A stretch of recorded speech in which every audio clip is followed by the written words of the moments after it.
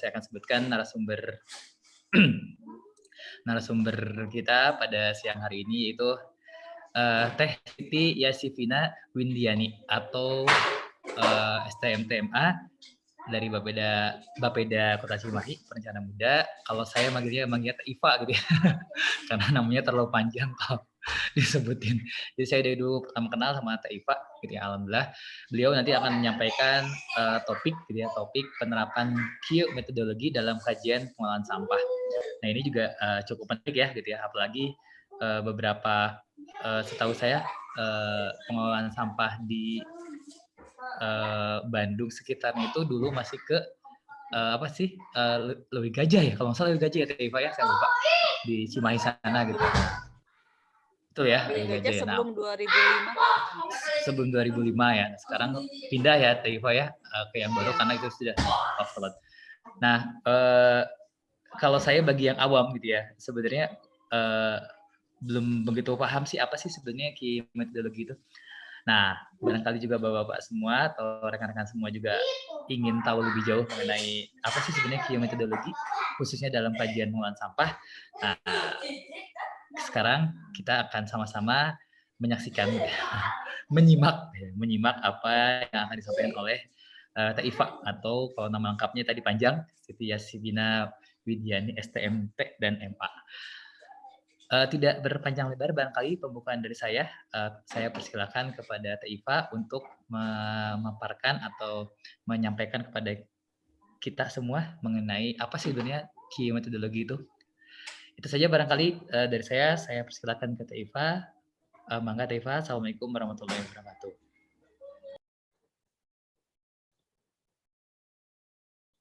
Waalaikumsalam warahmatullahi wabarakatuh. Sebentar saya share screen ya.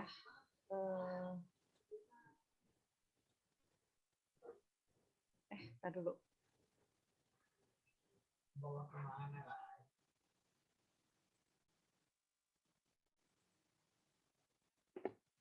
Sebentar.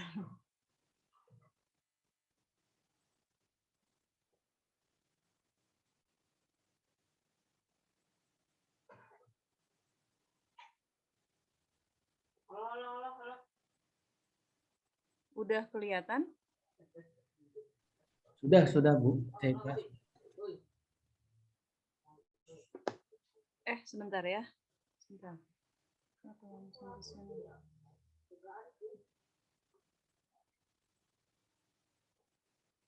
Dimulai aja ini Teh. Sambil nunggu yang lain mungkin ya. Iya Teh, mangga Teh. Bismillahirrahmanirrahim. Assalamualaikum warahmatullahi wabarakatuh. Mungkin kalau perkenalan mah sudah ya tadi sama Pak Moderator. Mungkin juga banyak yang teman-teman banyak yang sudah kenal saya, tapi hanya dengan nama kecil Iva saja begitu. Saat ini saya memperkenalkan. Iya, maaf benar ya, tidak obat lain vitamin. Nama lengkap saya, nama panjang saya Siti Yasifina Windiani. Itu yang belakang-belakang mah bonus karena sekolah gitu, alhamdulillah dibiayai pemerintah juga, itu mah yang dua di belakang. Saya saat ini masih di Bapeda Kota Cimahi, masih sebagai perencana muda. Saat ini saya mencoba sharing, tapi ini mah apa ya, saya bukan berarti lebih paham atau lebih mengerti begitu. Ini juga terus terang saya share berdasarkan pengalaman saya waktu 2013.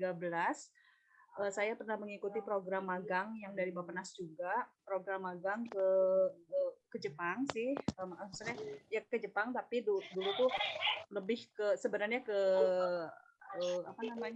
kasus yang spesifik ya. Waktu itu saya ikutnya dalam program waste management, jadi pengelolaan sampah. Saya waktu itu ditempatkan di TUG itu Temple University Japan Campus di Tokyo. Dalam kurun waktu 1 bulan, saya dan 3 orang teman saya, nanti saya perkenalkan, ada di itunya karena ini juga pekerjaan berempat. Ada dari Bapeda Provinsi Bengkulu, maaf, ada dari Bapeda Provinsi Bengkulu, ada dari Bapeda waktu itu Kabupaten Oku Timur, dan ada dari Setda Kabupaten Kabupaten Garut. Nah itu kami berempat selama 1 bulan itu diberikan bekal teori, survei ke lapangan, baik itu ke lembaga pemerintah, yaitu Tokyo Metropolitan Government TMG, Tokyo Metropolitan Government. Jadi bahkan ya alhamdulillah ya, satu kesempatan yang jarang juga, yang buat saya sangat berharga gitu, bisa berkunjung dan melakukan interview, dan mereka juga dijadikan sebagai responden. Pemerintahnya itu bukan kota, bukan hanya kota. Kalau kita kan misalnya kota kabupaten bukan ya, tapi kalau di sana itu jadi kayak metropolitan Tokyo itu punya pemerintah. Kalau misalnya kita di Jawa Barat ada Bandung Raya, misalnya nasi Bandung Raya itu punya, kan sekarang juga sedang ada ya, isunya sedang ini kan ya, diisukan gitu bahwa akan ada semacam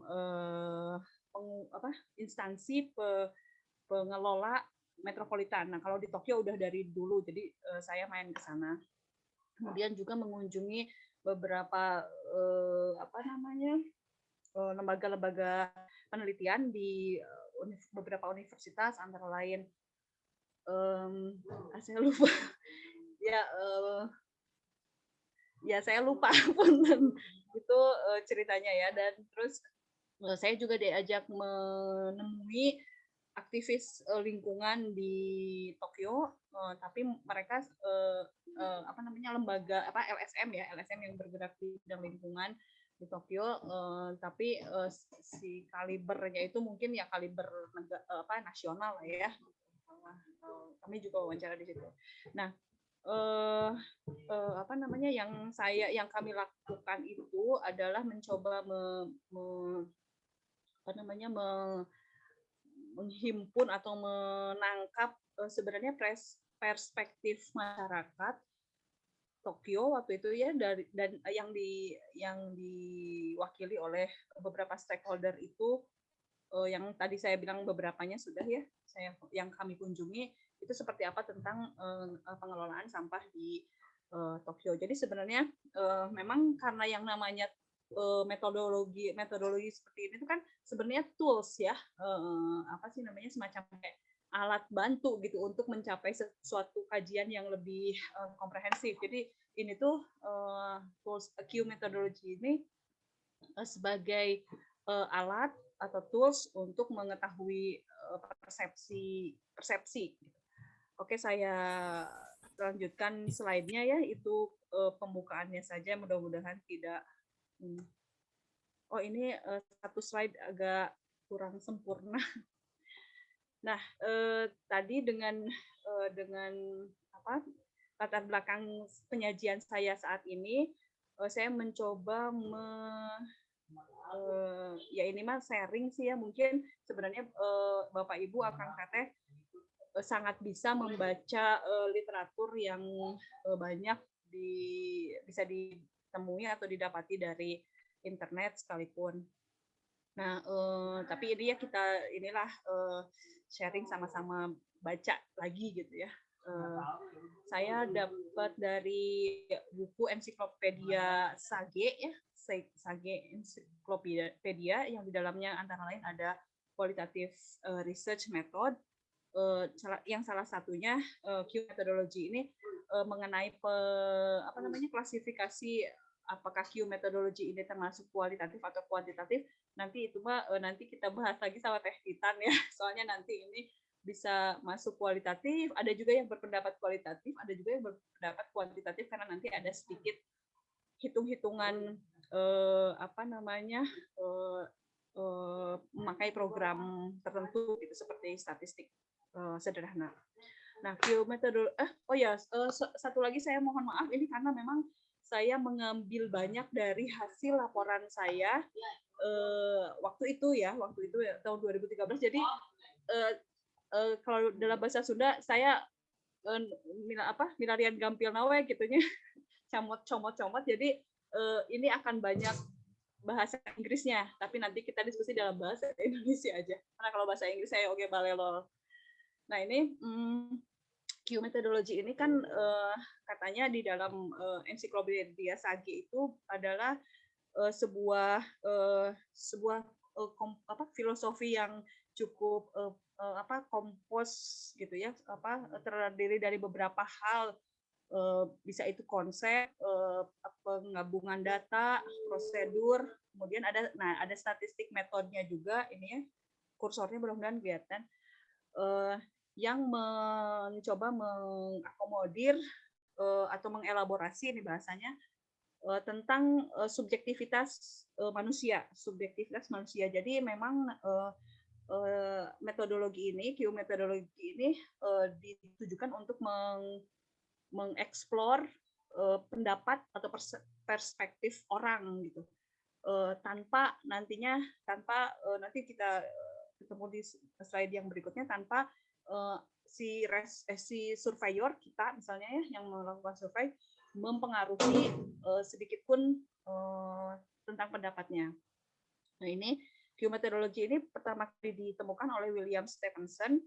Sebenarnya beliau ini, Pak William ini sebenarnya ini ahli psikologi ya dan ahli fisika katanya.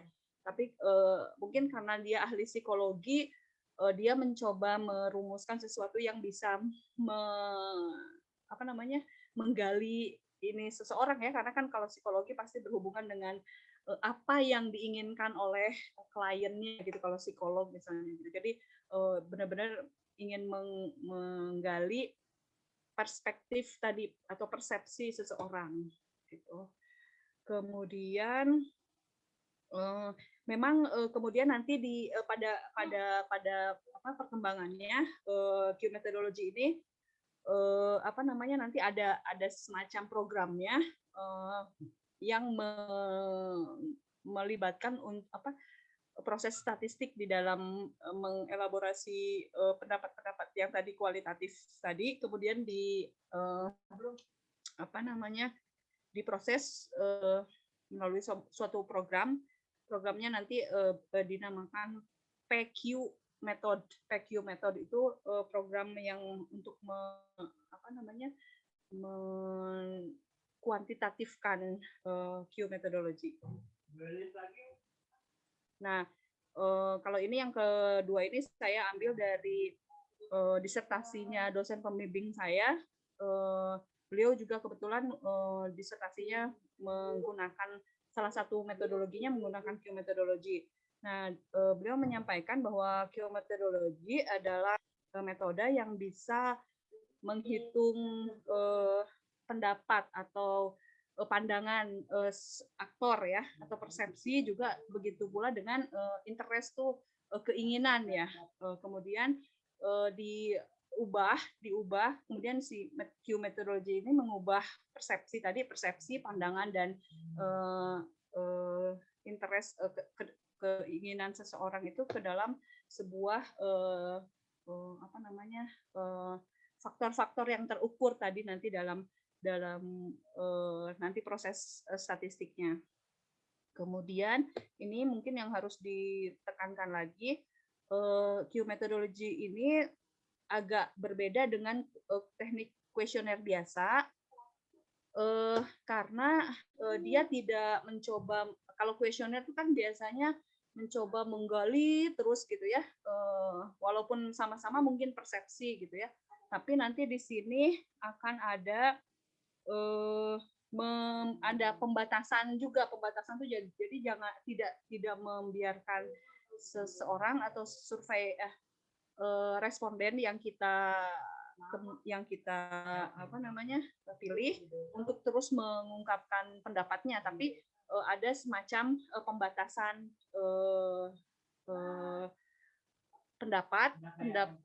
pembatasan topik lah begitu, sehingga mereka mengungkapkannya tidak terlalu melebar dan tidak terlalu mendalam, lebih spesifik gitu. Nah, di dalam Q methodology ada 5 tahapan. Yang pertama ini concourse, ini tuh apa ya sebenarnya? Jadi lebih ke penggalian topik apa sebenarnya yang akan menjadi pokok bahasan kita, apa yang akan ditanyakan ke responden. Kemudian ini bisa berupa topik yang kita inginkan, atau juga bisa pendapat kita yang ingin kita tanyai persepsinya dari orang lain. Nah nanti ya ini concourse ya, nanti akan ada ininya sedikit. Kemudian setelah ditentukan atau penentuan topik yang akan dijadikan apa namanya pokok bahasan begitu, ada yang tahap kedua disebutnya development of Q-set. Ini tuh jadi semacam tadi yang disebutkan di awal bahwa Q methodology itu tidak berbeda dengan interview biasa yang biasanya cukup mendalam, tapi ini mencoba di set gitu, di set tuh apa yang akan kita tanyakan, topiknya sudah ditentukan, apa yang akan kita tanyakan tentang persepsi seseorang itu, kemudian kita set, kita tentukan menjadi beberapa statement. Biasanya sih memang apa namanya diarahkan juga menjadi statement-statementnya itu sebagai sebuah, mungkin kalau research statement lebih apa terlalu gimana gitu ya, tapi minimal statementnya itu bisa dimengerti oleh responden dan memang clear gitu. Clear tuh jelas, nggak kemana-mana. Nanti kalau persepsi orang itu kan biasanya ada kalimat yang menggunakan kata-kata apa istilahnya ya, bermakna ganda misalnya begitu. Yang ini tidak. Jadi diharapkan statement-statement yang kita set untuk dilemparkan ke responden mengenai persepsi mereka tentang hal tersebut tuh sudah tidak lagi punya makna ganda misalnya gitu, jelas SPOK-nya, jelas tujuannya dan lain sebagainya gitu. Nah, dan biasanya kita diharapkan si surveyor itu, kita sebagai researcher mempunyai bukan kosakata ya, perbendaharaan kalimat yang ingin kita sodorkan ke responden itu yang cukup berbeda. Jadi jangan terlalu kalimat satu dengan kalimat dua yang ingin kita tanyakan, tapi beda-beda tipis gitu tuh kalau bisa dihindari. Gitu. Jadi harusnya bisa berbedanya agak jauh lah. Nah, kemudian dari pertanyaan-pertanyaan yang sudah kita siapkan, kita juga menentukan selection of P-set. P-set di sini itu adalah population atau boleh dibilang responden yang akan kita tanya, yang akan kita elaborasi perspektifnya. Bisa itu stakeholder yang memang mempunyai pengaruh atau mempunyai dampak besar atau timbal balik yang besar terhadap topik yang kita pilih. Kemudian ini different manner itu maksudnya di masing-masing nanti set kalimat yang kita tanyakan pendapatnya ke mereka itu ada semacam perbedaan antara positif negatif gitu. Nanti karena kita itu di dalam Q methodology itu pengeksplorasian perspektifnya itu lebih ke nanti ada setuju tidak setuju. Jadi dua kutub yang berbeda itu, jadi ada yang biasanya ada strong agree atau sampai strong disagree gitu. Kalau kita dulu banyak ada di SD gitu ulangan yang setuju, sangat setuju, netral, tidak setuju. Nah, itu kurang lebih kayak gitu nantinya ininya. perspektif yang kita tanyakan sebenarnya ke responden seperti itu. Kemudian yang keempat baru queue sorting. Ini kayaknya saya salah nulis ya, ini maksudnya bukan short pendek tapi sort memilih mensortir gitu ya. Ini salah, harusnya nggak usah pakai H. Queue sorting ini tuh maksudnya nanti mengerucutkan pendapat-pendapat yang sudah kelihatan nanti dari hasil si responden sudah menyampaikan pendapatnya. Kemudian ini ya, kita harus bisa menangkap subjektivitas yang diungkapkan oleh mereka. Kemudian nanti ada proses perankingan dari masing-masing kalimat tadi. Kemudian nanti juga kalau diperlukan nanti bisa ada sedikit interview mengenai kenapa dia agree, kenapa dia setuju dengan pendapat ini, kenapa dia tidak setuju dengan pendapat ini, bisa. Jadi semacam pertanyaan sekilas untuk menggali saja kenapa dia sampai setuju atau tidak setuju terhadap satu hal. Kemudian yang terakhir ini analisis dan interpretation. Analisisnya ini nanti pakai program, tapi mungkin nanti juga saya tidak akan banyak membahas programnya karena nanti paling saya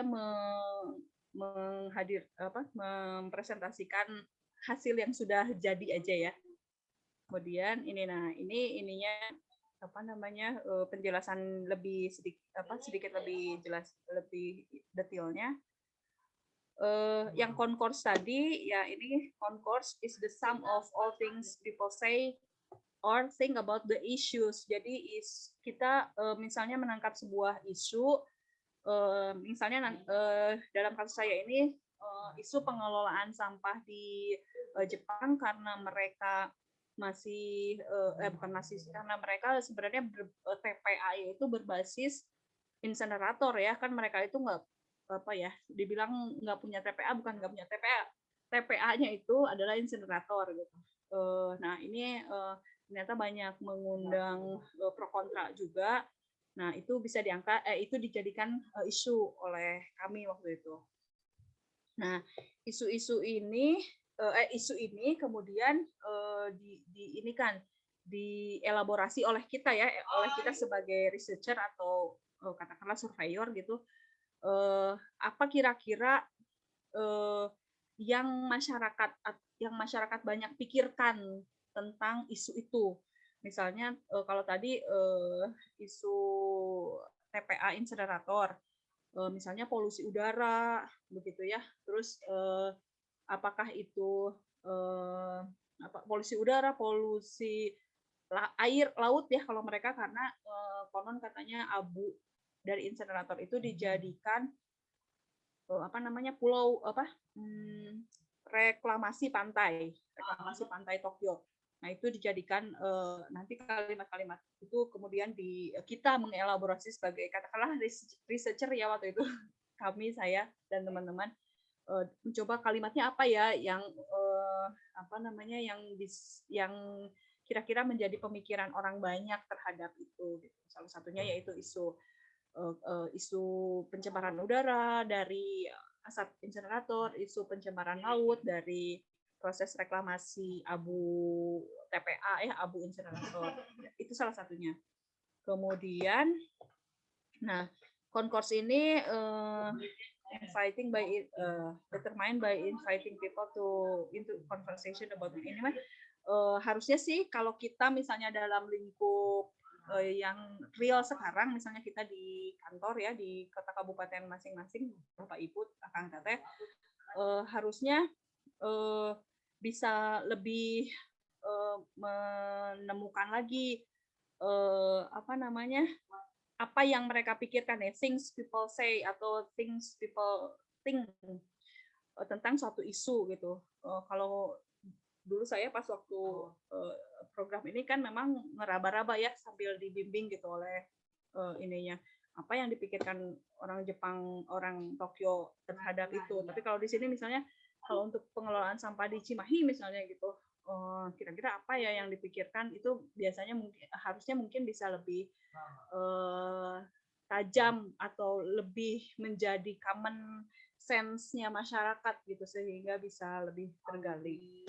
Nah, ini juga each statement is an expression of feeling. Nah, ini feeling bisa, tapi kemudian feeling and emotion, tapi nggak harus juga berupa apa namanya pengetahuan gitu. Bisa juga pakai ya common sense lah. Mungkin kalau feeling terlalu bahasanya terlalu tidak akademis gitu atau apa ya istilahnya ya, tapi common sense lah gitu. Jadi bahasa-bahasa biasa itu yang harus digali. Kemudian, nah si Q set ini development of the Q set. Nah ini dari tadi kami mengelaborasi apa namanya common sense yang berhubungan dengan isu tadi, kemudian dikerucutkan lagi, tapi masih belum pakai program ya.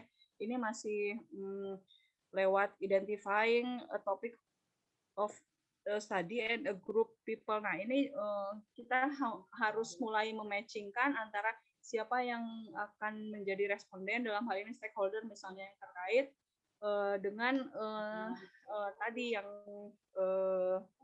apa namanya statement-statement yang sudah kita pilih. Nah di sini juga ada sortirnya, sortir statement kira-kira dari yang sudah dielaborasi sama kita ya, sama researcher begitu, disortkan lagi. Misalnya kalau kami waktu itu kan berempat, saya berpendapat ABC, tiba-tiba nanti teman-teman saya misalnya, oh ini bisa disatuin dengan kalimat yang mana atau dengan kalimat yang baru, misalnya begitulah. Itu biasanya kalau di apa ya FGD gitu mungkin kurang lebih masih bisa prosesnya kurang lebih sama seperti itu. Kemudian ensure the Q statement are used in the study represent. Ya, nanti si Q statement-nya itu harus dipastikan juga bahwa apa ya seiring dengan tadi yang pertama kali isu atau apa ya isu awal dengan topik awal yang itu harus jangan sampai keluar dan sudah mulai kita sort sesuai dengan calon responden yang akan ditanyakan. Ini katanya sih ya Q-set selection is based on the large number, bisa jadi ratusan. Ini tuh maksudnya biar lebih banyak menggali atau lebih banyak menangkap apa yang dipikirkan oleh orang. Tapi kita juga sih kalau sudah tadi sortir ya harusnya nggak harus ratusan juga gitu ya. Mungkin kalau sekitar ya 20 juga sudah banyak lah, 20-30 juga sudah banyak dari statementnya itu. Nah, ini contoh yang yang kami lakukan di sana. Ini tuh kelihatan nggak ya? Mudah-mudahan kelihatan ya. Kami tuh mencoba mengelaborasi sebenarnya sebelumnya, ini nanti ada di slide yang di bawah di belakang. Sebelumnya kami tuh mengeksplor statement-statement agak banyak, tapi kemudian disortir sampai hanya 23. Nah, ini juga agak ini ya, mix ininya. Jadi kami coba diperkecil gitu, dipersedikit jadi cuma 23. Nah, ini saya coba ini kan aja ya langsung masuk ke substansinya. Jadi statement yang dimunculkan untuk ditanyai sebagai pendapat mereka itu yang pertama kebijakan 3R tidak efisien dilakukan di perumahan di permukiman di Tokyo gitu. By Tokyo resident oleh penduduk Tokyo. Ini satu statement ya, gitu. 3R ya, karena 3R karena nanti larinya ke kenapa? Karena kan kalau insenerator mah segala rupa dibuang juga udah bisa karena nantinya dibakar gitu kan. Jadi seolah-olah ini tuh benar nggak sih 3R itu dilakukan oleh penduduk Tokyo, ternyata ada kemungkinan tidak juga, tidak efektif gitu. Kemudian yang ini composting biodegradable household waste is the responsibility of the ward office. Jadi pengomposan sampah yang bisa terurai menjadi tanggung jawab ward itu kecamatan ya, secara kecamatan. Tapi kalau di sana, kalau di Tokyo itu mungkin kayak dulu zaman Cimahi atau Banjar pernah jadi kotip gitu, kota, tapi dia tidak punya representatif ini ya, host gitu, tidak punya DPRD gitu. Ward itu semacam kota, kotip lah, kota kayak Jakarta gitu ya. Jadi lebih jadi respons tanggung jawab pemerintah lah gitu. Nah ini yang dijadikan statement juga. Terus yang lain, all waste should be incinerated as processing of waste is cumbersome and expensive. Semua sampah harus bisa dibakar gitu sebagai suatu proses pemusnahan sampah, and expensive, tapi mahal. Nah ini juga sudah mengarahkannya ke incinerator is the best system for managing waste disposal. Ini juga ada, nah nanti kan ada kelihatan nih yang satu tadi pro-nya 3R, yang satu pro-nya incinerator gitu. Jadi kita harus bisa menyajikan statement-statement yang mungkin orang itu sangat setuju dan mungkin orang itu sangat tidak setuju. Ini contoh-contoh tadi ya. Oh ya, terus satu lagi, ini angka-angka yang tidak berurutan ini adalah nanti cara kerjanya kami tuh menentukan dulu statementnya ada berapa, dapatlah 23 waktu itu ya, ini 23. Kemudian kami coba acak aja sembarang aja gitu, sembarang, tapi kita jangan lupa untuk ngasih tanda bahwa kalimat ini nomor 1, kalimat ini nomor 2, kalimat ini nomor 4, kalimat ini nomor 5. Itu dan ini harus dikunci untuk nanti masuk ke program statistik nanti. Ini fungsinya untuk mengacak aja gitu, biar nanti juga responden tidak kebaca. Oh ini yang nomor 1 sampai nomor 5 nih kayaknya positif semua, yang nomor 5 sampai nomor 10 negatif semua, supaya tidak seperti itu. Nah, ini terus lagi yang ketiga ya, tadi udah menentukan statementnya. Nah, ini baru memilih population-nya ya, P-set tadi, population set, dan Q-sorting tadi. P-set itu, ya ini, the people who give response to the statements are called Q participant, atau P-set tadi di sini. Q participant are also selected to be representative of a population. Jadi, kalau misalnya nanti ada semacam kayak, apa ya,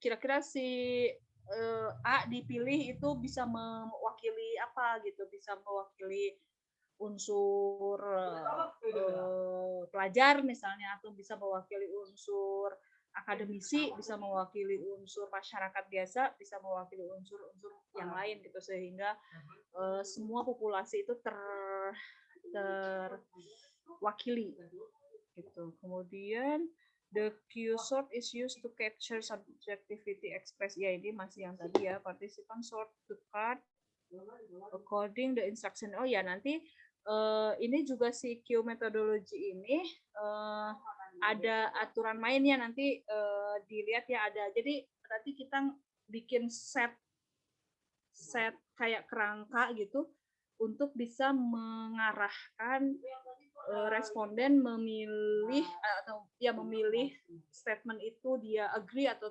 disagree gitu. ada juga nanti yang netralnya, dan itu ada nanti kita punya kerangkanya, dan itu harus disiapkan. Ini juga bisa diikuti dengan a brief interview to find particular reason on the most agree or disagree statement. Jadi biasanya kalau yang kenapa sampai dia sangat tidak setuju tuh kita bisa gali lagi dengan a brief interview. Nah, ini jadi bedanya Q methodology itu adalah ini tools yang pertama yang sederhana ya, kita belum pakai program. Jadi kita punya Q short grid namanya. Q short grid itu adalah kerangka yang mengarahkan responden untuk menyimpan statement-statement tadi yang sudah dikasih nomor ya. Misalnya saya kan baca semua. Jadi si responden itu disuruh baca semua statement. Misalnya yang tadi 23, mudah-mudahan masih kebayang sedikit banyak ya. Yang 23 statement itu kita kasihin ke responden. Silahkan dibaca semua tanpa dia harus memikirkan apapun, pokoknya dibaca semua. Kemudian kita sodorkan Q short grid. Barulah dia kemudian menyimpan atau menempatkan si statement-statement tadi sesuai dengan grid-grid ini. Jadi misalnya begini, tadi yang soal insenerator adalah cara paling efektif untuk pengelolaan sampah misalnya.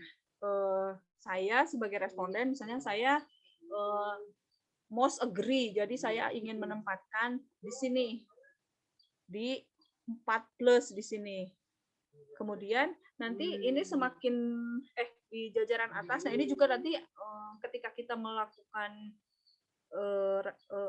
interview atau katakanlah Q interview ini harus punya semacam petunjuk survei ya, bahwa yang akan ditanya itu adalah ini step-stepnya ini. Jadi si responden harus sudah mengerti dulu bahwa dia tuh akan melakukan ini, ditanyanya ini gitu.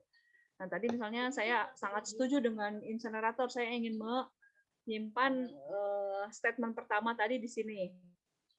Di sini di most agree, paling setuju. Tapi misalnya ketika tadi, nah yang lain misalnya saya sangat tidak setuju bahwa 3R tidak efektif dilakukan oleh masyarakat Tokyo misalnya. Tadi saya nggak setuju bahwa sebenarnya masyarakat Tokyo melakukan 3R, jadi saya simpan di sini. Begitu seterusnya dengan dengan statement yang ada yang dikasihin, sehingga nanti respondennya nyimpan di sini di semua kotak-kotak ini. Makanya nanti si short grid-nya ini harus sesuai jumlahnya dengan statement yang kita kasihin. Itu. Nah, kemudian dari situ, dari yang tadi, barulah ada analisis dan interpretasi. Nah, analisisnya ini nanti pakai the people who give response to the statement. Ini sama ya? Bentar nih. The Q sort is used to capture subject. Ini kayaknya saya copy paste dan saya salah mengindikan. Punten, Bapak Ibu, Akang Teteh, punten. Ini harusnya yang barusan itu sudah mulai memasukkan hasil hasil sort ini misalnya. Jadi jawaban saya yang netral nomor berapa saja. Tadi kan kita sudah dikasih nomor ya statementnya. Yang agree-nya biasa saja, yang agak setuju, yang sangat lebih setuju, ada yang sangat setujunya itu mana saja. Nah, itu dimasukkan ke dalam program tadi. Di sini nanti ada PQ metodologi, tapi ini punten bisa. Ini bukan ini. Oke lah ya, sebentar nanti di sana di slide yang di depan ada ininya, pas yang kasusnya. Nah, ini sebenarnya harusnya mulai dari sini cerita tadi kasus yang saya ini kan. Jadi magang saya itu kemarin judulnya ini Perspective on Waste Management in Tokyo. Kasusnya dengan menggunakan Q methodology. Nah ini reportnya, nah ini teman-teman saya bisa dibaca aja lah ya. Ada Bu Afredes, ada Pak Azhar, ada Pak Hasan Mustafa dari Garut. Ada teman-teman dari Garut nggak? Kalau ketemu Pak Hasan Mustafa, salam ya. Itu kemudian, nah ini tadi cerita background-nya ya. Tadi juga saya udah cerita sedikit.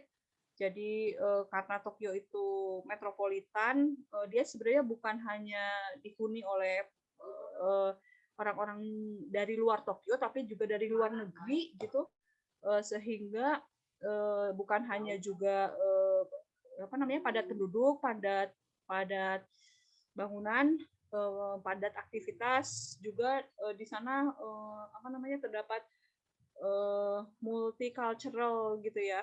Jadi komunitasnya sudah sangat berbaur gitu, baik itu dari sisi nasionalis, nah apa kewarganegaraan lah ya, kebudayaan, terus tingkat pendidikan dan tingkat ekonomi. Kemudian dari perbedaan itu juga pasti akan menimbulkan perbedaan perspektif terhadap khusus yang ini kasus pengelolaan sampah. Kemudian, nah ini pengelolaan sampah di Tokyo Metropolitan Area itu di apa? Memang basisnya adalah incinerator plant yang hampir setiap words tadi ya, words itu yang tadi saya bilang kotik itu dari 13 words yang ada di Tokyo Metropolitan Area itu hampir semua punya satu insinerator. Jadi insinerator tingkat kota. Kalau kita mungkin TPA tingkat kota begitu, tapi TPA-nya bersih, tidak ada bau-bau apapun. Nah ini insinerator masih menimbulkan isu lingkungan di Tokyo Metropolitan Area. Ini background-nya. Nah, ini yang tadi pertama kami lakukan adalah menentukan concourse tadi ya. Jadi apa bahasa-bahasa atau isu-isu atau pemikiran-pemikiran yang umumnya masyarakat Tokyo pikirkan tentang pengelolaan sampah ini kami rangkum.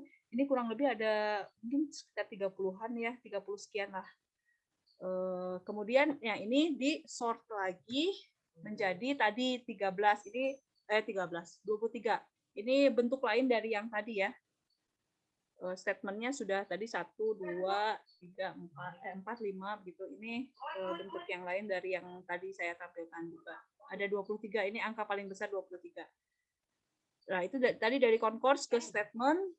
Nah, kemudian dibikin Q-sort grid-nya. Responden seperti tadi saya sampaikan harus dikenalkan dulu dia harus ngapain gitu. Kemudian tadi juga ada yang ini. Nah, ini tadi stakeholder ini harusnya saya ini ketinggalan ya. Stakeholdernya waktu itu yang kami lakukan antara lain, mohon maaf ini blank tapi ya saya sebutin aja, dari akademisi waktu itu saya ke universitas lupa ya, tapi terus ada lagi ke 2 universitas gitu ya kalau nggak salah, terus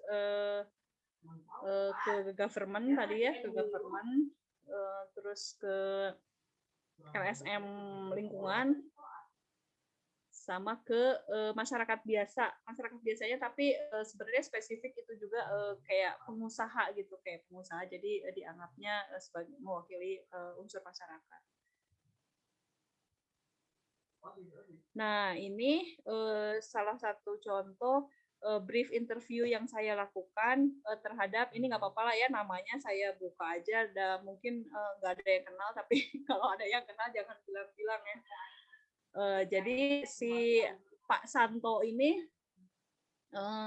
dia saya tanya kenapa dia waktu itu saya juga lupa ya, dia itu kan dia udah nge-set tuh Q grid-nya itu. Nah, terus saya tanya ada yang mau dikomentari nggak? Misalnya, ternyata ini yang statement nomor 1, dia katanya berkomentar just so. Jadi tadi itu nomor 1 apa ya? Boleh saya balik lagi ya? Tadi ini saya, aduh. Nah, nomor 1 teh ini nih kan. 3R policies are not effectively practiced by Tokyo resident. Jadi kebijakan 3R tidak efektif dilakukan oleh penduduk Tokyo. Nah, si Santo itu bilang katanya dia menjawab mungkin biasa aja katanya kalau untuk Tokyo area mah untuk for others sometimes more detail but it will be mixed anymore in incinerator. Oh gitu. Jadi untuk Tokyo sih biasa aja 3R-nya mungkin nggak benar-benar dilaksanakan gitu ya. Tapi tapi bisa jadi ada juga yang lebih pemilahannya memang dilakukan lebih detail gitu ya 3R tuh. Karena kan di Jepang itu sebenarnya udah nggak ada sih mix tempat sampah yang terpisah tercampur maksud saya. Jadi tempat sampah itu pasti lebih dari 1, baik itu 3, 5 ataupun 7. Nah, itu tuh di tempat umum tuh kayak gitu. Jadi kita tuh mau buang sampah tuh mikir dulu kita pegang apa, masukin kemana tuh bisa jadi mikir dulu karena kalau yang kita ketemu itu kalau mau buang sampah agak jarang yang 1 gitu, 1 bin, pasti minimal 3 kertas yang busuk, yang bisa membusuk atau sisa makanan dan kaleng atau botol. Itu biasanya kaleng botol masih bisa disatuin atau nanti kalau yang 5 atau yang 7 itu lebih ini lagi nanti ada botol kaca, ada kaleng, ada batu baterai dan bahan P3 lainnya misalnya gitu. Nah, kata dia sih biasa aja kalaupun misalnya si Santo ini berpendapat katanya kalaupun misalnya dilakukan 3R kan nanti di insinerator nyatu lagi tuh dia. Ini juga dia berpendapat kayak gitu. Jadi mungkin buat dia nanti si 3R itu biasa aja sih ngapain 3R tuh nanti di insineratornya bersatu lagi kata dia mix anymore gitu kan.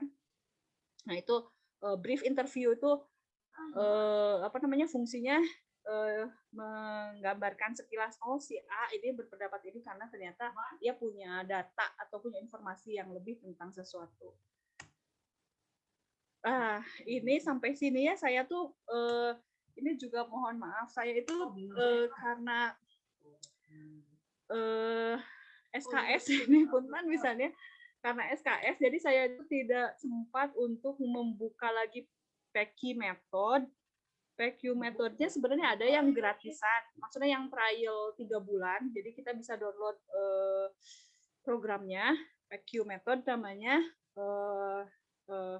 Linknya kalau nggak salah webnya kalau nggak salah pqmethod.org ya, org itu bisa di-download dapat gratisan 3 bulan gitu. Tapi terus terang saya kemarin-kemarin nggak sempat untuk sempat sih nge-download cuma nggak sempat mensimulasikan lagi. Jadi saya ini gimana masukinnya tadi dari Q-sort dari statement yang sudah dibagi tadi per grid ke dalam program. Punten lisan saya tidak bisa menjelaskan di sini, mohon maaf. Nanti mungkin akan ada Bapak Ibu yang lain yang pernah juga kenal dengan PQ method ini atau Q methodology ini bisa membantu saya untuk ini kan.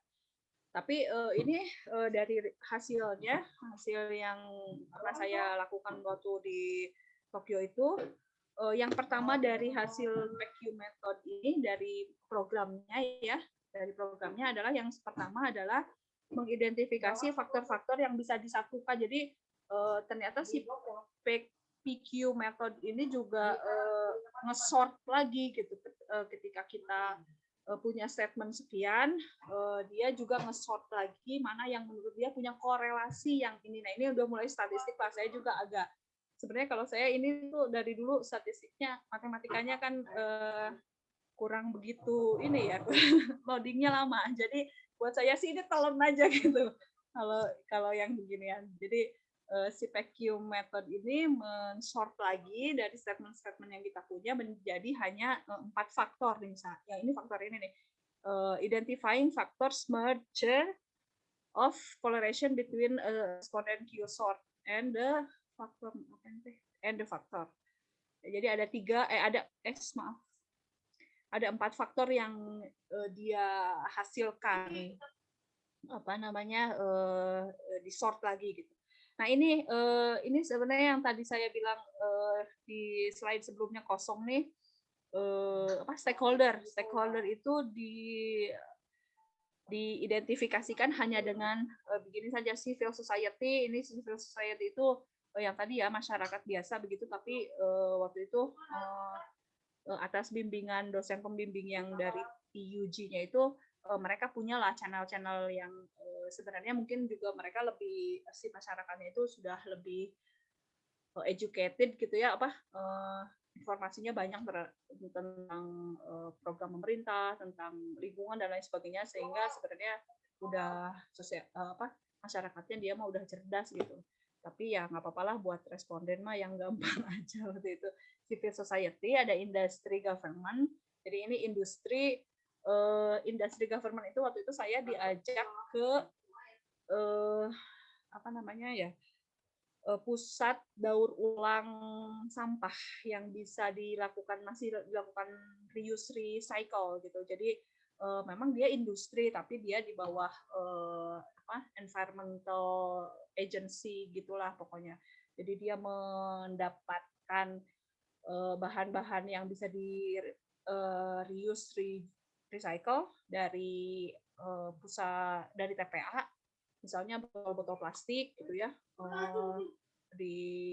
Dia yang mengolah untuk di recycle.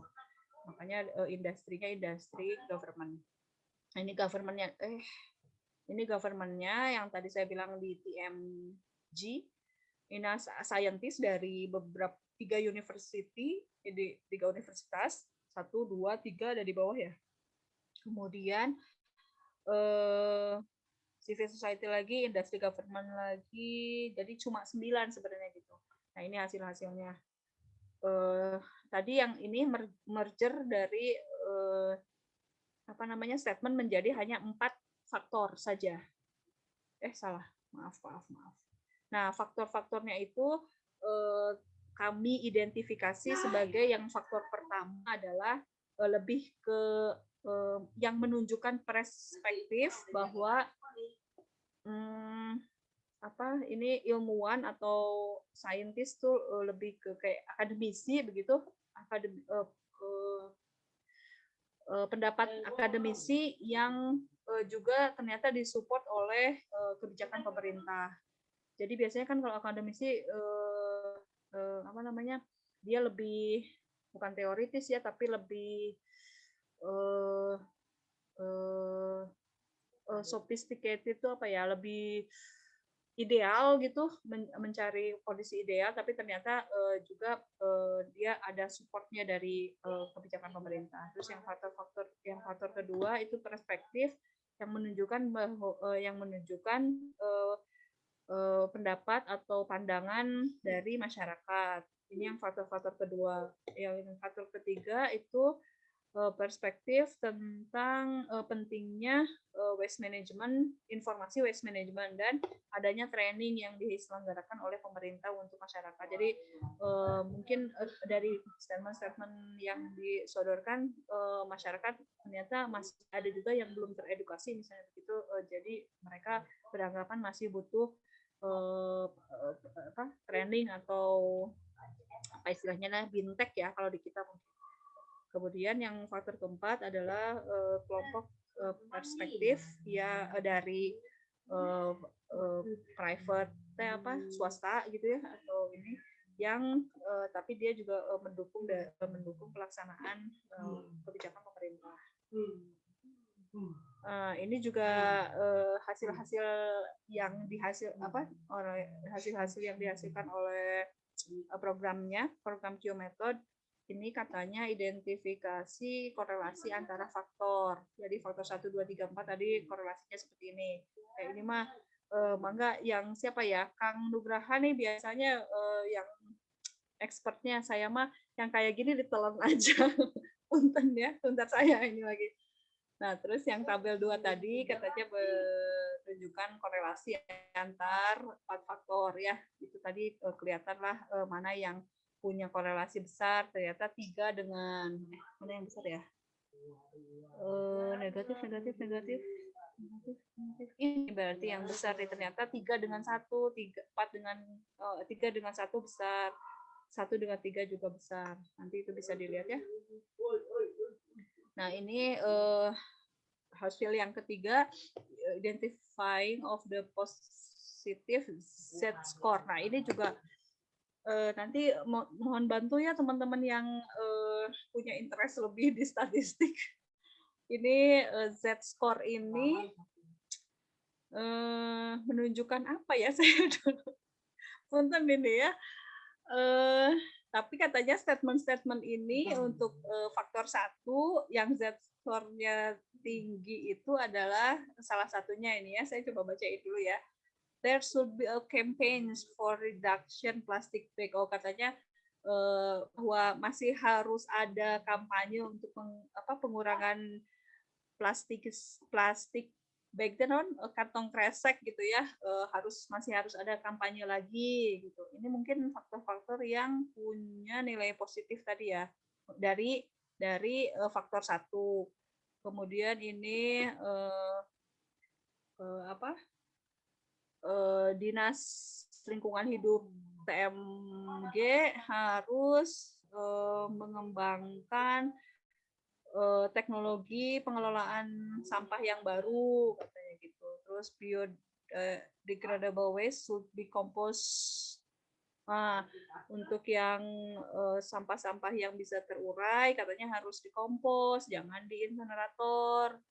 Terus ini yang menarik sih ya, kalau orang Jepang kan ternyata budaya malunya itu besar ya. Jadi ternyata mereka itu kalau kita selama ini kenal atau dengar bahwa orang Jepang itu patuh terhadap aturan gitu, ternyata katanya dasarnya itu adalah perasaan malu yang dipupuk sejak kecil kalau kita melanggar gitu. Jadi anak-anak kecil itu, anak-anak sekolah dari SD misalnya, mungkin dapat dari TK gitu, ditanamkan rasa malu gitu, bahwa kalau kita melanggar sesuatu aturan itu malu, dan malu itu kan mungkin nanti hubungannya ada dengan yang apalah, kalau sampai tingkat puncaknya mah mungkin harakiri dan lain sebagainya gitu ya, mungkin nanti ada step-stepnya gitu, ada tingkatan-tingkatannya.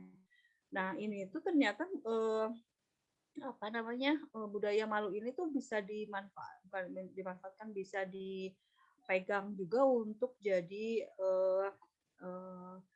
untuk meningkatkan efektivitas pengelolaan sampah gitu. Jadi tadi yang saya bilang, tempat sampahnya kalau banyak gitu ya, ya orang Jepang itu akan malu kalau misalnya ternyata pas dia mau buang sampah, dia pegang sampah apa terus salah gitu masukinnya ke situ. Makanya suka mikir banyak, memang saya juga pernah ya lihat orang Jepang aja juga suka mikir gitu kalau pas mau buang sampah di tempat sampah yang banyak gitu ya, tempat sampah tuh yang terpilahnya banyak, suka mikir ini masuk mana ya, karena biasanya di tempat sampah itu cuma simbol-simbol aja gitu, misalnya yang kertas, nanti ada yang kaleng ada yang bisa, kadang-kadang ada yang bisa dengan botol, ada yang nyatu. Jadi apalagi saya gitu ya yang baru, suka mikir lebih lama lagi bikinnya. Nah, itu ternyata budaya malunya kalau mereka salah masukin itu, makanya ternyata efektif gitu budaya malu itu.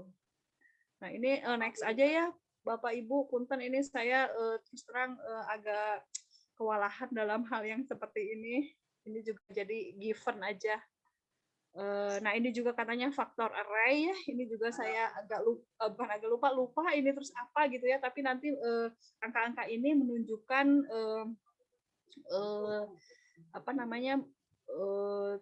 tingkat. Nah, ini nih jadi beberapa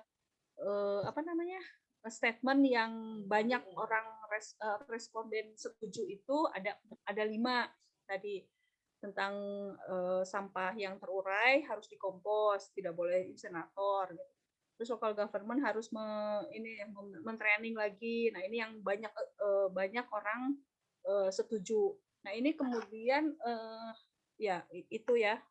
Terus ini tadi budaya malunya juga mereka setuju. Jadi memang mereka merasakan bahwa budaya malu yang diterapkan sejak kecil sampai dewasa ya, sampai ini itu ternyata efektif untuk bisa melakukan manajemen sampah. Kemudian kalau yang disagree-nya, nah ini always should be incinerated. Ternyata mereka banyak yang tidak setuju juga kalau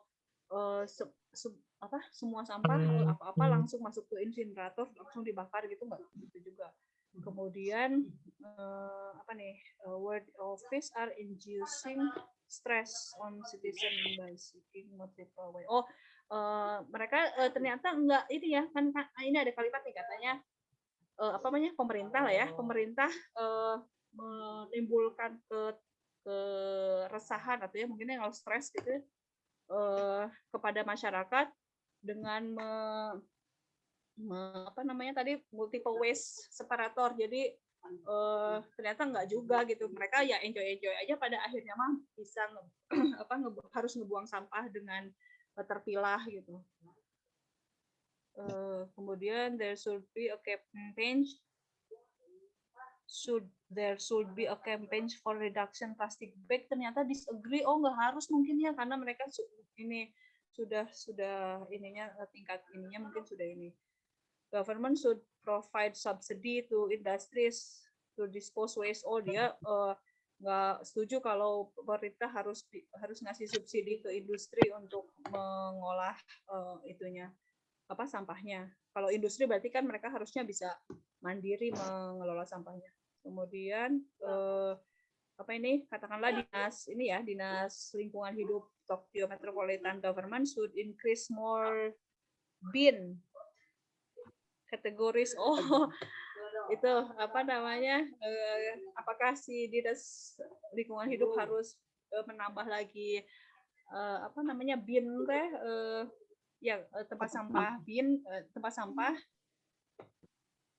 Ternyata tidak setuju. Mereka masih mau dia buang sampah di tempat sampah yang banyak.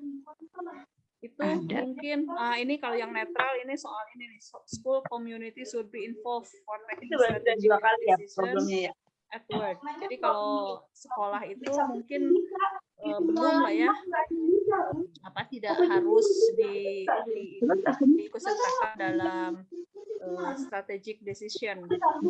Ini statement yang banyak orang menganggapnya netral saja. Itu mungkin dari studi yang pernah saya lakukan sih, tapi intinya urgensinya sebenarnya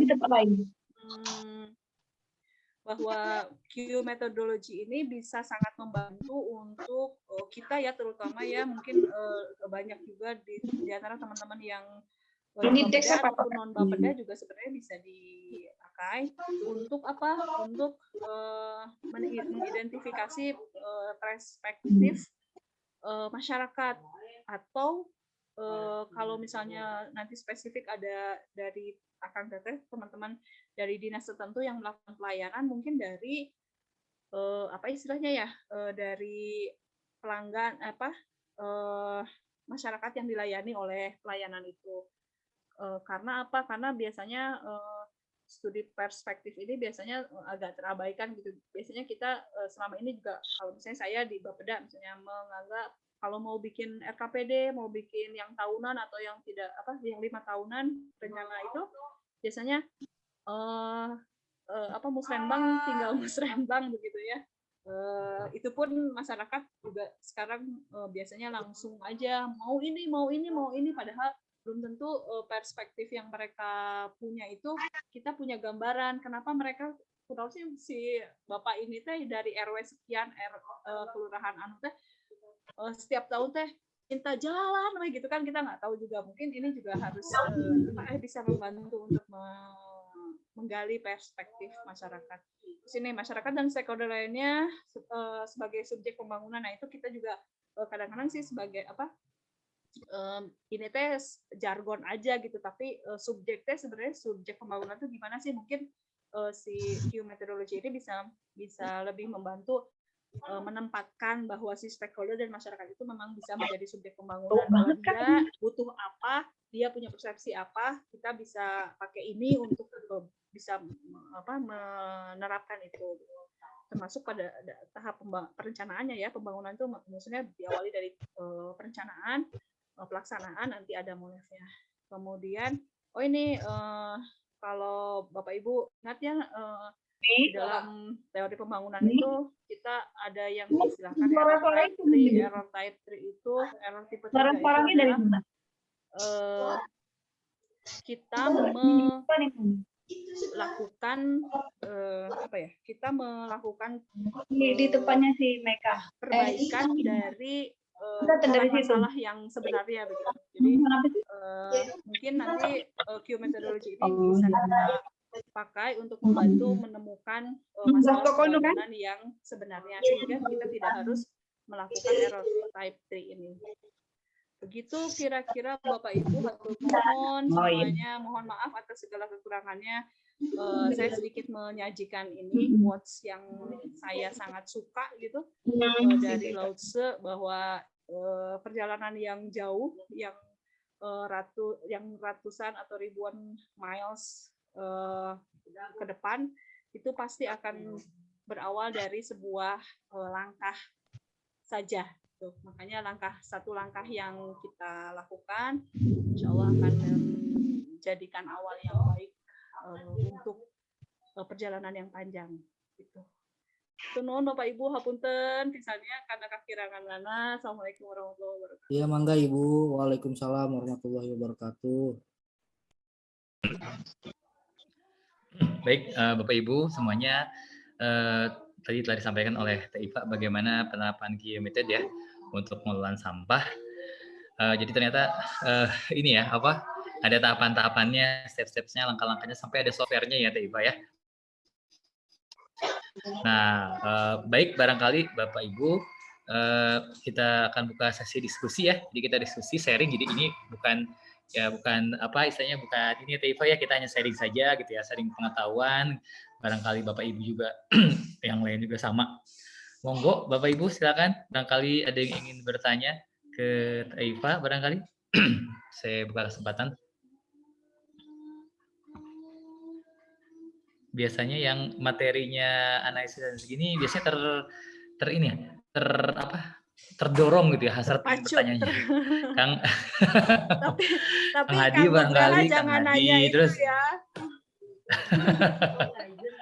Saya udah defense duluan gitu. Mangga. Iya. Sebelum sambil nungguin Teh Iva, wah ini ada pernah nggak nyoba Q method ini? Oh iya sip. Bu Dini dari Bandung. Iya. Nggak apa-apa. Ada yang lain atau gimana tadi? Teh Dini mangga Teh Dini. Teh Dini silakan menampakkan wujudnya. Mohon Teh Dini ini sobat Teh Iva. Awas Tekdim. Enggak. Dan ini tampilin videonya dong. Kalau bisa jangan dong ya. Jadi ini ceritanya WFH ya. Kumaha dia? WFH. Sebentar Bapak Ibu, Teh Dini ini merupakan sobatnya Teh Iva. Ya, mangga. Oh iya, sebenarnya ini gini. Assalamualaikum warahmatullahi wabarakatuh. Satu acana tadi sareng sadayana. Saya Dini, JP dari Bapelitbang Kota Bandung. Tadi ketika saya saya memang mengaja ya, bukan karena yang menyajikan adalah Taifa gitu ya, bukan hanya itu. Tapi memang berhubung dengan di Kota Bandung ini seperti kota kabupaten lainnya, sampah itu menjadi isu pengelolaan sampah itu menjadi isu yang terbesar, di mana dari APBD kami itu sampai menyedot kira-kira 1/5 sampai 20-25% ya, lebih dari urusan pendidikan gitu. Nah, oleh karena itu kami akan melancarkan strategi diantaranya untuk 3R gitu ya, dan rencana teknik pengelolaan sampah yang nanti akan lebih akan lebih rigid lagi, karena kami berusaha untuk menuntaskan sortir sampah itu dari sumbernya, dari rumah tangga. Nah, tadi saya membayangkan gitu ya, ini di Jepang gitu ya, terus berusaha membayangkan apa pendapat mereka. Nah ini yang mau saya tanyakan ke Teifa gitu. Nah waktu itu tuh apa pernah diterjunkan dulu gitu ya? Misalnya gini, kalau saya pernah belajar di tempat yang lain, Teifa, jadi seperti halnya sekarang di Jawa Barat, bahwa TPA kita itu di Sarimukti ya, jadi dikelola oleh pemerintah Provinsi Jawa Barat. Nah, kalau di sana kan kota kan ya, begitu atau saya salah mengartikan. Nah, karena saya kalau nggak salah gitu ya di prefektur lain itu ada juga yang mengolahnya itu adalah selevel provinsi gitu, bukan selevel kota. Jadi mereka mengumpulkannya itu jauh jauh dari keramaian gitu ya, sehingga otomatis ya hampir tidak ada yang mengeluh mengenai ini udara gitu ya. Nah kalau di Tokyo itu kalau nggak salah, Teifa betul nggak Teifa bahwa si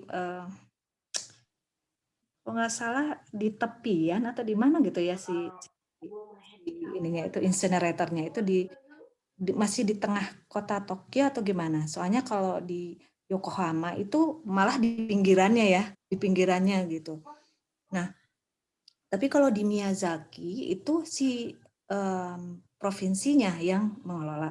Nah, tadi saya berusaha membayangkan, aduh Taifa, apa diterjunkan ke beberapa masyarakat yang sampel, kemudian berusaha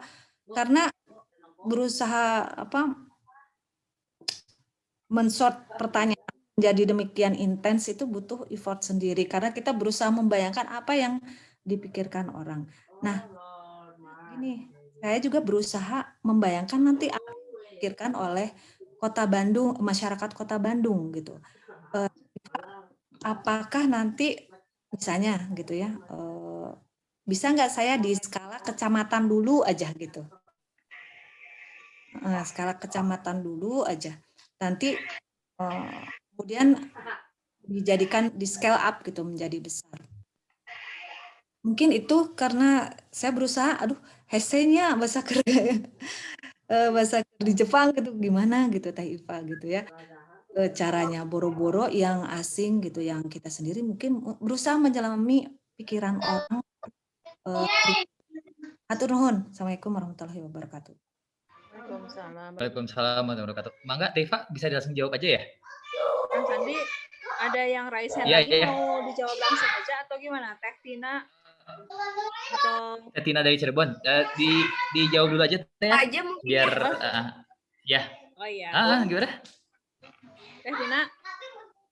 Nggak apa-apa, Teh Dini aja dulu dijawab. Oh, Nanti iya. Ini orang yang nanyanya tuh orang-orang yang pernah ke Jepang loh, aneh loh.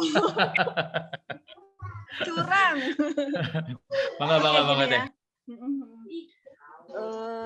Untuk Teh Dini, ya kalau saya kan waktu itu memang mungkin agak bedanya tuh karena kan namanya juga magang ya. Ini juga sebenarnya kemarin dulu tuh kan tadi ini juga pernah ikutan ya magang, cuma mungkin beda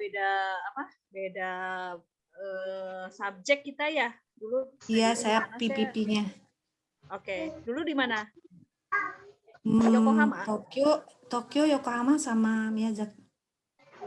Oh, jalan-jalannya jauh ya dari Tokyo ke Yokohama ke Miyazaki. Iya, Oke. iya. Itu pasti ininya beda kan karakteristiknya. Kalau saya memang waktu itu di tempat ini karena di Tokyo metropolitan aja ya, karena maksudnya jadi memang kasusnya kasus Tokyo gitu. Yang tadi saya bilang di latar belakangnya kan udah jelas-jelas metropolitan dunia itu mah ya. Kalau Tokyo mah ya metropolitan dunia, terus dan 13 words apa itulah ya kotanya itu jadi kan memang sudah punya TPA sendiri gitu. Jadi gini di Bu Dini, Teh Dini, TMG itu yang saya tangkap ya, Tokyo Metropolitan Government itu kayak DKI lah ya, mungkin kalau di kita tuh lebih kayak DKI.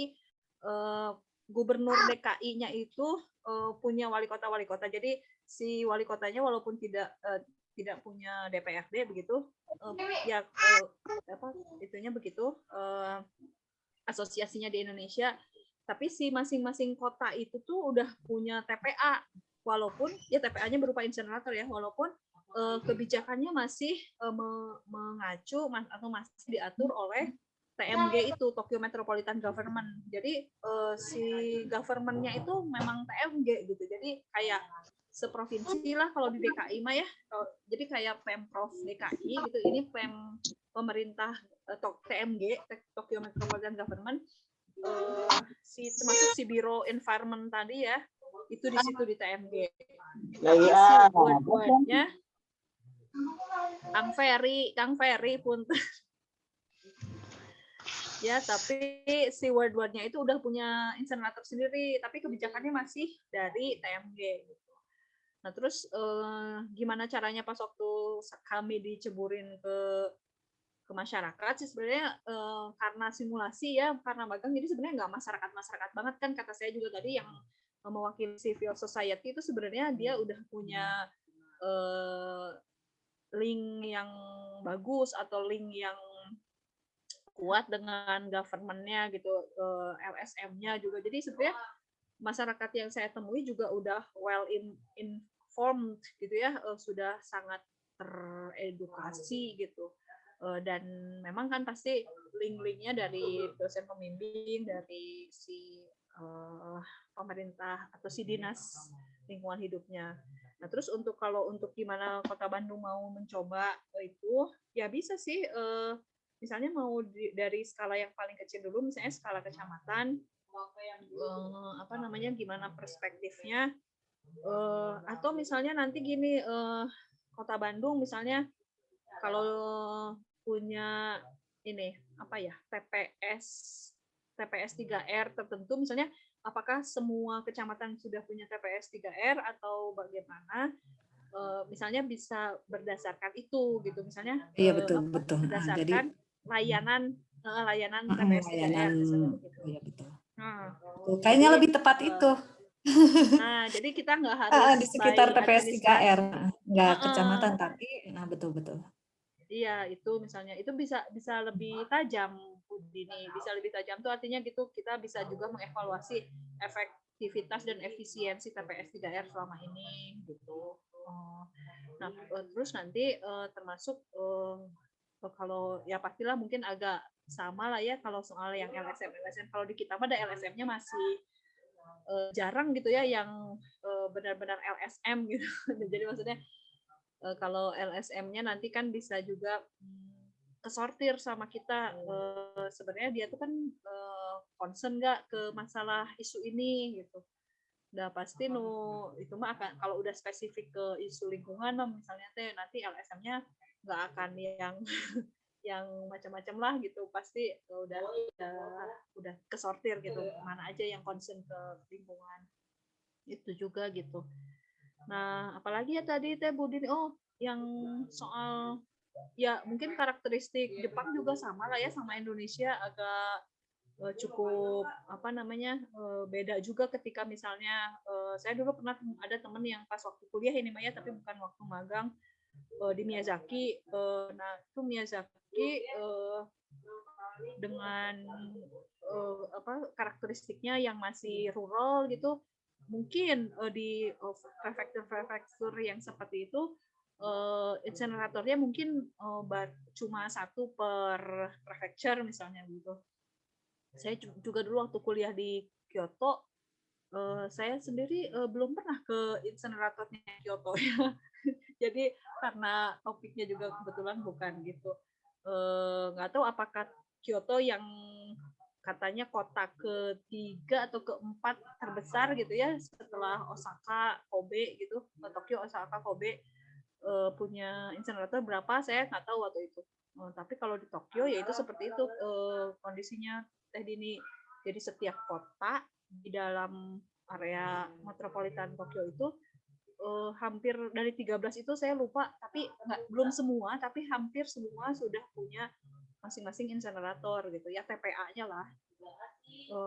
Plus yang tadi yang saya bilang ada industries government itu adalah semacam kayak mereka sih mengkategorikan mungkin industri ya, karena apa namanya, produktivitasnya udah ini. Waktu itu saya pas main ke sana itu dikasih pulpen yang ada tulisannya this pen is apa namanya, made from reusable bla bla bla lah pokoknya. Jadi bahwa pulpen itu dibikin dari plastik recycle gitu kan, keren juga tuh pokoknya inilah. Jadi produk-produknya tuh dikasihin kita, memang menghasilkan produk gitu. Kalau di kita kan belum ya, 3R masih punten gitu ya, masih ibu-ibu menganyam bungkus kopi gitu kan, masih betul, seperti itu. masih Tapi kalau di belum. sana udah jadi pulpen misalnya gitu kan, pulpen ini ya, pulpennya udah kemana nggak tahu. Terus ada lagi apa ya waktu itu teh dikasih juga tuh kayak map itu loh, map plastik yang clear folder, nah kayak gitu itu juga ada tulisannya. Terus waktu itu kan saya yang ke TPA-nya itu hanya Minato ya, Minato Word, jadi kota Minato saja di situ TPA-nya. Jadi dikasih label Minato Word apa gitu. Jadi dihasilkan dari 3R-nya punya kota Minato. Gitu Teh Dini, agak susah ya dibandingin dengan Ini kita mah. boleh nanya satu lagi, tadi lupa. Mereka apa bilang berapa biayanya gitu kalau misalnya dilakukan dengan survei, bukan survei, dengan key method tadi, kira-kira berapa gitu? Mereka pernah cerita itu enggak? Berapa anggaran cukup menyerap atau bisa ekonomis gitu? Kenapa mereka menggunakan itu? Oh ya. Soalnya enggak kayak tadi nih sering. Enggak, tapi saya sekarang ini pas waktu kemarin lagi motret PowerPoint, saya malah mikir sekarang mungkin lebih mudah ya. Kita tinggal enggak tinggal Sekarang sih ya. pakai Kita bisa memanfaatkan Google Form misalnya begitu. Cuman tapi nanti siasatnya kita berarti si key short grid-nya bisa ditampilkan dengan cara apa gitu bisa. Saya pikir mungkin lebih murah lah sekarang mah. Survei yang by online ya, by online gitu mungkin harusnya. Sok mangga disimulasikan dulu oleh Kota Bandung. Cimahi juga belum. Nanti itu saya belum ngerti tadi yang Q-nya. Nanti ya kita belajar lagi ya. Terus statistik nyerah ya, punten. Sama. Nuhun. Assalamualaikum warahmatullahi wabarakatuh. Iya, mangga. Waalaikumsalam. Itu tadi Teh Dini dari Kota Bandung. Sekarang Teh Tina, ya silakan Teh Tina. Badan naras naon Teh Tina, Teh Iva. Assalamualaikum warahmatullahi wabarakatuh, Teh Iva, Salam Tina. Ya. Nah, sehat alhamdulillah. Tertarik karena dua, temanya dan juga metodenya. Yang pertama, mungkin pertanyaan saya Teh, rada memang belum tahu ya metode ini Teh Iva baru saya kenal gitu dari Teh Iva. Nah, maksud saya dari kegiatan yang sudah dilakukan Teh Iva, itu respondennya ada berapa, terus apakah ada klasifikasi responden, terus saya tuh masih nggak ngertinya tuh ketika tadi kan konkurs ya, banyak statement gitu, tapi saya ngeliat tuh ada di mana tuh, tadi di halaman selanjutnya itu ada beberapa statement yang nggak ada gitu. Jadi kayak loncat gitu. Apa dasarnya gitu memilih, jadi ada nomor 1 terus loncat ke 4. Apa dari FGD atau dari penilaian bahwa ini kayaknya lebih lebih akan disampaikan ke responden atau seperti apa. Terus yang terakhir di metode ini ya, itu menentukan 4 faktor itu gitu. Itu gimana? Kalau misalnya memang ada tools-nya memang dengan sistem atau misalnya dengan program, ya sebenarnya kayak materi yang pernah disampaikan Pak Oleh juga kayak AHP juga ada, tapi juga ada Excel-nya yang secara apa tuh lebih sederhana diaplikasikan gitu ya. Itu mungkin ya dari segi metode. Terus kalau misalkan untuk tema mungkin tadi juga karena Tokyo memang enggak relatif ya, memang kota metropolitan dan lebih sibuk, sepertinya memang lebih banyak tempat-tempat insinerator ya, karena kalau memang di tempat yang dulu pernah saya diami gitu ya, di domisili, itu memang lebih sedikit gitu ya, lebih sedikit yang memang insinerator. Apa memang juga dari dari tempat sampah yang beragam itu memang kemungkinan insineratornya juga kan tempat-tempatnya berbeda gitu. Mungkin kemungkinan sih seperti itu, karena memang pas saya juga kebetulan nggak matching dan akhirnya nggak sempat mengunjungi katanya yang terbesar kan sempat yang di Osaka, karena di Osaka tuh ada kayak dari reklamasi gitu katanya gitu, kata dosen tuh, tapi memang saya nggak sempet. Tapi mudah-mudahan sebenarnya saya ada rencana kajian, tapi mungkin temanya bukan ini. Mudah-mudahan kayaknya bisa diaplikasiin kayaknya sama klimatologi, tapi saya pengen lebih digali lagi gitu. Gimana Teh Iva? Mangga. Iya, langsung Kang Sandi ya. Langsung aja Teh. Iya, Teh Tina, pertama tadi, yang nanya loncat itu ya. Jadi dari concourse ke statement itu Teh Tina, memang di yang tadi saya bilang kayak ada semacam brainstorming lagi dari kami ya, dari itulah itu disebut researcher lah saat itu mah. Tim. Apa yang bisa apa yang bisa digabung-gabungin gitu, terus ada restatement lagi, jadi kalimatnya diganti gitu.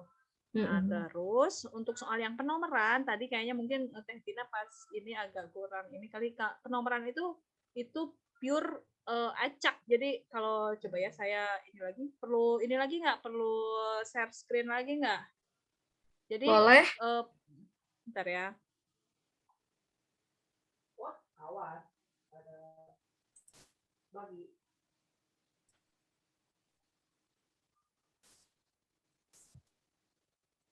Nah, ini ya udah jadi statement kan dari concourse barusan.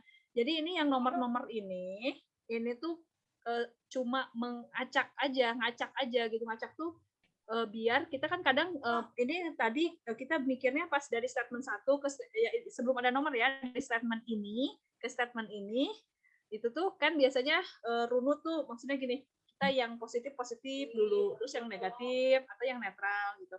Nah itu justru kita kemudian ngacak nomornya sembarang tuh untuk membiaskan. Jadi kita tidak harus mengarahkan si responden, kan kadang kalau kita jadi responden juga suka kebaca nih, ini kayak statement ini tuh masih serupa dengan ini, nah itu tuh berusaha untuk itu aja biar respondennya tidak seolah-olah tergiring oleh alur kalimat-kalimat yang kita sajikan gitu. Itu aja sih. Jadi sebenarnya ininya nomornya diacak aja gitu Teh Dina. Nah, terus ini untuk yang soal metode itu ya, saya mungkin juga sih sebenarnya sederhananya harusnya ada ya Excel-nya, tapi ini nanti sebenarnya yang PR itu jadinya harusnya belajar lagi pakai programnya. Saya waktu itu juga nggak diajarin Teh Tina Excel-nya, jadi udah karena memang udah ada kali ya tools-nya ya, jadi dosennya biar cepat ya udah brus aja langsung masukin program. Tapi berhubung ini Oke. sudah berapa 7 tahun yang lalu.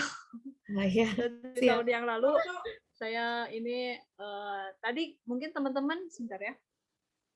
Kalau mau itunya di nanti saya linknya saya save coba ya yang pqmethod.org kalau nggak salah sih itu aja alamatnya apa webnya pqmethod.org itu dia ngasih trial apa program ya apa itunya 3 bulanan jadi bisa lumayan kalau buat ini sambil lihat-lihat apa namanya petunjuknya itu Teh Tina mohon maaf ya. Saya belum jawab yang respondennya ada berapa, terus klasifikasinya ada respondennya. nggak ya? Ada. Ini saya teh masih share screen nggak sih? Nggak ya? Nggak. Respondennya itu sebentar ya.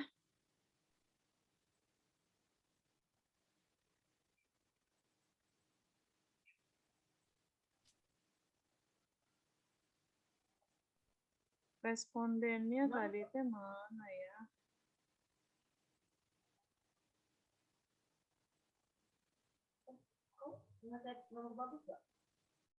Nggak banyak Teh Tina waktu itu teh kita juga cuma 9 orang. Mana tadi teh ya? 9 orang ininya apa respondennya. Ya, dan itu tuh karena jauh gitu ya jauh teh maksudnya si ini ada di mana, di ini ada di mana. Jadi kita teh kebanyakan jalan-jalan untuk untuk nyamperin si responden teh. Berarti nama jangan di-highlight. Oh, berarti ya kalau misalnya 9 berarti tadi udah kelihatan sih ada berarti ada penduduk ya. Terus ada mungkin ASN-nya gitu ya, terus ada industri yang 3R itu kan gitu ya. Betul yang itu tadi masih ke itu ya. Oke, siap atuh. Hatur nuhun. Iya, sami-sami Teh Tina. Mangga Bapak Ibu yang lain barangkali ada ingin bertanya. Sambil nunggu yang bertanya, Teh Iva, selain pakai tadi apa kayak metodenya, softwarenya gitu ya. Sebenarnya bisa nggak sih kalau misalnya pakai SPSS gitu yang memang dia software statistik, udah ada belum sih toolnya atau menunya di SPSS sendiri? Teh Iva kalau pernah mencoba atau tadi kan di Excel ya gitu ya. Teh Tina, kalau sekarang di SPSS sebenarnya bisa nggak sih sebenarnya gitu? Saya nggak bisa jawab. Kang Sandi, saya kan saya tadi bilang, aduh punten ya saya kalau soal statistik ditelan gue gitu. Jadi saya nggak ngulik. Ya ini teh kenapa saya memberanikan diri mau gitu ya ini mau berbagi. Sebenarnya ini juga sih yang kekhawatiran saya, aduh ini bawa-bawa kayak nusanes teh justru ke situ fokusnya gitu ya, padahal saya tidak apa namanya bukan di situ gitu di metodenya. Acan nyobian Kang Sandi di SPSS saya belum nyobain, termasuk di Excel pun juga saya belum nyobain. Itu mungkin nanti tapi kalau yang teman-teman yang suka ngulik statistik ya, kalau tadi ada keyword-keywordnya itu Z-scores yang kayak gitu tuh apa tuh? Kayaknya kalau Z-scores di SPSS ada ya.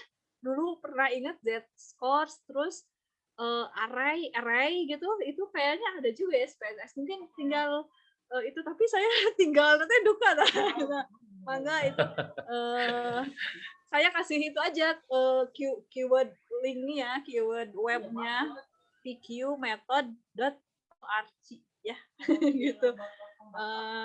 Ya ini teh saya teh gini ya, kemarin juga ini ngadongeng jadinya mungkin agak melebar tapi nggak apa-apa.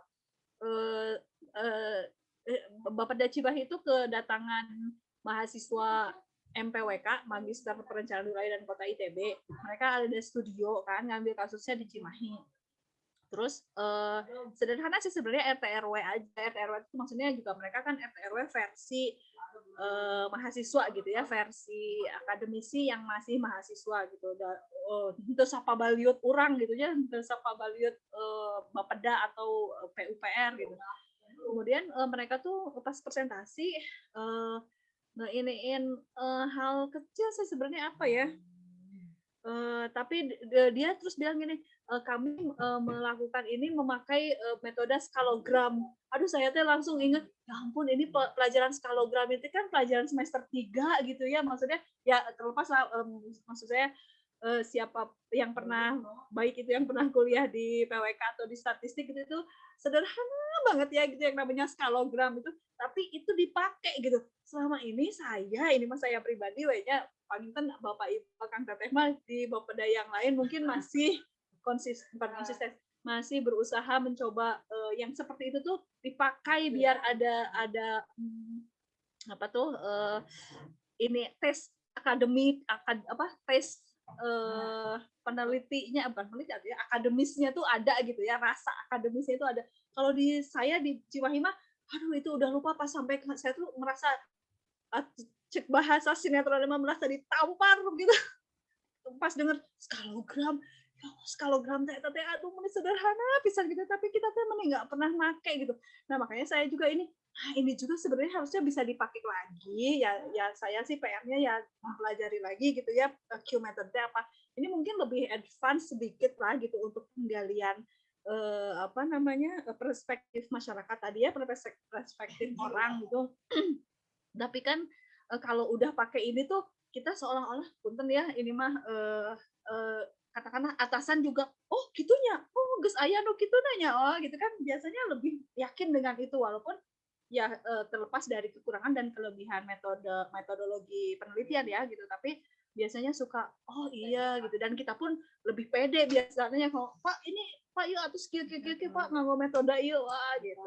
Nah itu kemarin tuh saya sempat yang pas waktu ada mahasiswa S2 ITB itu, aduh mana sesederhana skalogram aja sudah sangat ditinggalkan gitu pokoknya gitulah. Sekarang kalau bikin jangankan bikin RT RW ya, RKPD gitu ya, mungkin ini saya cerita pribadi gitu ya, ada Ferry, ada siapa lagi di sini teman-teman saya, wah sobat teman-teman seperjuangan saya di Cimahi, itu kan kita tuh suka lupa ya, RKPD asa riweuh gitu ya, ini datanya belum update, belum apa gitu ya, padahal ya paling apa sih gitu, kita suka apa sih dengan data-data itu, udah ngapain gitu kan, kayaknya biasanya sok eta we unggul ya udahlah given gitu ya. Itu sih mengingatkan aja, saya mau mengingatkan diri sendiri, dan ya kalau teman-teman punten ada yang mungkin lebih paham bisa nambihan oge mangga tuh Bapak Ibu. Pak Hadi nyarios Pak Hadi dia no dong gitu Kang Sandi. Siap teh. Mangga Ibu Bapak nu sanes barangkali beli badai aya diskusiun panginten sareng Teh Iva ataupun nu sanes. Oh iya Teh Iva, mungkin Bapak Ibu saya ngomongin masalah sampah nih ya. Mungkin kan selama ini kita emang ada di peraturan undang-undangnya memang itu menjadi kewajiban pemerintah daerah ya Teh ya, dalam pengelolaan sampah. Yang regional itu pemerintah provinsi, dan yang pemerintah daerah itu yang di kota atau kabupaten. Nah, memang sebenarnya bisa nggak sih Teh itu didelegasikan gitu ya? Misalnya pemerintah daerah ataupun pemerintah provinsi itu mendelegasikan itu ke pihak ketiga, tapi gitu ya, tapi tidak berbisnis oriented gitu. Padahal kalau di pemerintahan tidak berbisnis oriented. Nah kemarin saya sebenarnya ini ya Teh punya ide gitu ya, sebenarnya idenya sederhana, simple, cuma memang di situ kita pemerintah tidak dilibatkan gitu. Jadi hanya sektor swasta yang bergerak gitu ya. Nah mungkin saya izin boleh Teh Iva ya screen ya untuk pengolahan sampah sekalian promosi Siap. Kemarin sedikit aja. Jadi kemarin saya tuh kepikiran ini, udah terlihat barangkali ya. Sudah Pak. Jadi Teh Iva, kemarin itu saya kepikiran kenapa sih kita pengolahan sampah kita pengolahan sampah kita nggak seperti sekarang yang sudah zaman 4.0 gitu ya. Jadi udah pakai sistem aja gitu maksudnya gitu. Jadi saya tuh berpikir gimana kalau misalnya kita jadi antara pengepul gitu ya, pengepul, kemudian kita masyarakat dan juga petugasnya ini bukan petugas persian Pemda gitu, jadi udah kayak misalnya saya sebutkan satu merek lah ya, misalnya Gojek gitu ya, Gojek. Nah, jadi si petugas itu harus login, si pemilik pengepul pun harus login, dan juga si pengguna pun atau masyarakat itu login gitu. Jadi semuanya pada login gitu. Nah, nanti kalau yang pengepul dia login sebagai pengepul, nah kalau petugas penarik sampahnya itu sebagai petugas penarik sampah, masyarakat pun sebagai penggunanya. Nah, ini sebenarnya skemanya sederhana banget gitu. Jadi kita pemerintah hanya tidak hanya mengawasi saja barangkali, jadi yang bergerak mereka gitu. Nah, jadi skemanya itu ya yang saya kemarin diikut sertakan dalam lomba inovasi. Teva pengen nyobain ikutan lomba inovasi seperti ini. Jadi misalnya saya sebagai pengguna, saya harus mempersiapkan barang saya, sampah dalam tanda kutip, organik, non organik ataupun yang lainnya. Jadi saya secara tidak langsung saya memilah itu sendiri gitu Teh. Jadi si petugas nanti ini, sistem ini tidak menerima kalau sampah itu belum terpisah, belum di-3R-kan gitu. Nah, jadi nanti ketika saya pengguna ini akan memanggil sistem ini, saya akan ditanya, saya akan mengirimkan organik ataupun sampah non organik. Nah, kalau non organik saya sampaikan lagi, dia apakah B3 ataukah B ini. Nah, nanti di situ ada tarif gitu Teh. Jadi nanti tarif-tarifnya, jadi kalau misalnya kita mau mengumpulkan ini barang, misalnya barang sampah berupa kertas gitu ya, nanti si pengguna ini dapat feedback gitu. Jadi dibayar gitu, maksudnya dibayar oleh ini gitu. Dibayarnya dari mana? Dari selisih antara harga yang diberikan ke pengepul ini. Nah, kalau saya sebagai petugas atau tugas pengambil, saya login sebagai pengambil, nah saya dapat keuntungan dari selisih harga yang biasa diterima dari pengepul. Nah, kalau dari pengepul sendiri, dia akan mendapatkan keuntungan dari barang yang nanti akan dijual oleh pihak si developernya gitu. Sebenarnya itu simpelnya seperti itu Teh. Nah, yang saya pernah lihat itu di provinsi, tapi itu sistemnya langsung bayar gitu Teh. Jadi diambil kemudian langsung dibayar. Nah, kalau ini enggak, sistemnya poin, nanti poin ini dikumpulkan kayak ShopeePay gitu ya. Sebutnya malah lagi. Kayak GoPay gitu ya. Jadi si ini bisa dipakai buat bayar listrik lah, buat bayar apa, buat biaya belanja seperti itu. Nah, ini konsep sederhananya seperti itu Teh. Nah, ini belum terrealisasi, cuma ini boleh nih buat ini. Nanti ini. Jangan. Ini lagi gak pede baru kemarin Teh. Oh iya siap. Soalnya ya ini. Jadi Teh Dini, ini mah. Ini mah apa sambil nunggu yang nanya, terus kan sampai jam 3 ya, 1 menit lagi.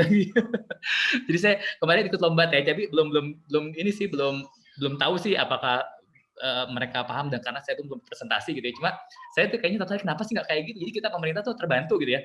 Ya pemilahan 3R kena di masyarakat gitu ya. Masyarakat juga, oh ya saya harus memilah nih, misalnya sampah organik nih ya.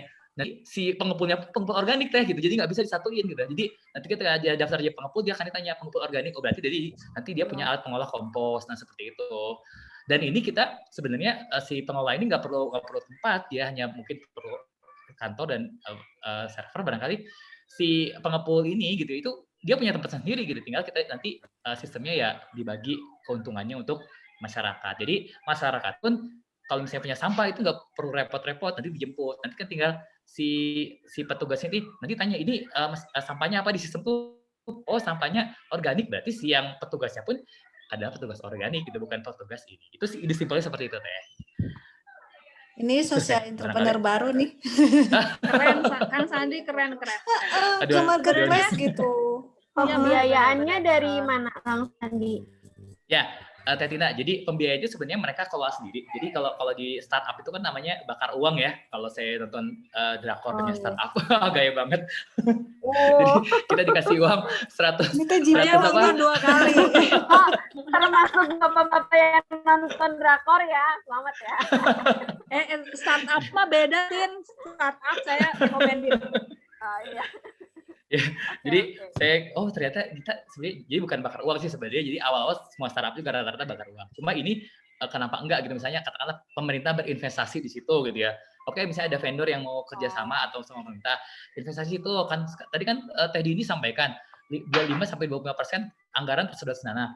Kenapa enggak gitu, misalnya kita berdayakan nih, masyarakat kan butuh kerja juga nih. Nah, kenapa nggak dia yang punya motor kan kalau Gojek kan dibatas nih motornya usia berapa. Nah, nanti kita juga dalam investasi itu Iya, kita betul. siapkan motornya tuh disimpan alat misalnya. Dia mau apa? Organik nih, organik. Oke, motornya dikasih simpen barang organik khusus organik. Nanti ada lagi petugas yang saya mah sampahnya berupa non-organik atau misalnya kardus ataupun kertas. Nanti disiapkan juga di motornya kardus tempat sampah khusus yang seperti itu. Dan nanti itu akan ada proses penimbangan gitu teh. Jadi ketika si petugas datang, dia menimbang, oh ini harganya katakanlah harganya 1 kilo, katakanlah 3.000 ya untuk kertas gitu ya. Nanti tinggal masuk ke sistem, 1 kilo. Jadi nanti otomatis dia nanti punya tabungan atau poin di sistemnya dia itu 3.000 gitu poinnya dia. Saya seperti itu. Teh Dina. Nah jadi kayaknya kan TIPA pembicaraan aja teh. Ada sampah. Next. Keren. Kang Sandi sebenarnya ya ini juga itu teh apa sih namanya inovasi dari apa yang selama ini juga mungkin kalau di Cimahi nih ya mungkin di kota kabupaten lain juga sudah mulai ada istilahnya kalau di Cimahi mah dinamainnya HAHO hari organik, hari organik.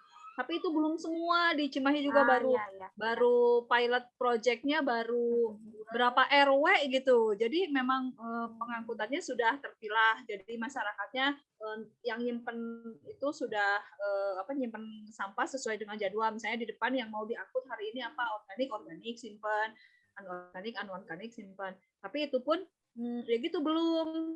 Dan biasanya kalau pemerintah tuh pilot project aja susah, maksudnya susah berjalannya, apalagi nanti ketika duplikasi ya, kesehatan lah pokoknya ada aja apanya gitu. Nah, yang ide Kang Sandi ini kan gini ya, sebenarnya mungkin sama ya, tapi kalau udah kayak gitu, tampak jadi orang-orang tuh gampang kayaknya lebih mudah gitu. Itu tuh sugestinya beda loh, beneran loh. Jadi tadi juga sebenarnya ini kan sama gitu ya, tapi pasti saya yakin efek psikologisnya ke masyarakat beda Kang Sandi. Jadi mungkin dengan itu ini tinggal gampang gitu, padahal sebenarnya mungkin kalau ini kita dapat teasernya dulu ini, spoilernya dulu. Keren. Benar keren. Soalnya gitu ya, masih dikit beda namanya kawasan bebas sampah, tapi gitu masih tergantung ke fasilitatornya. Jadi ya istilahnya itu masih tergantung fasilitatornya meskipun ada beberapa dan itu masih kecil gitu dibandingkan dengan yang seharusnya ditangani. Ya alhamdulillah di sini dapat spoilernya nih, tapi kayaknya betul. Ya jadi nanti kalau startupnya jadi bisa diduplikasiin di kabupaten kota lain gitu ya. Amin. Wah ini jadi pengusaha go west. Iya. Barangkali teh karena waktunya juga sudah jam 3 lebih nih. Ya gimana kalau misalnya kita cukupkan barangkali diskusi hari ini. Jadi berarti mungkin Taifa alhamdulillah sudah men-share ya tadi dia di kolom chat-nya bahan paparannya. Silakan Bapak Ibu barangkali yang ingin mendownload unggah ya. Mengunggah mah. Oh ya, pokoknya itu silakan. Bang apa ya? Ya silakan.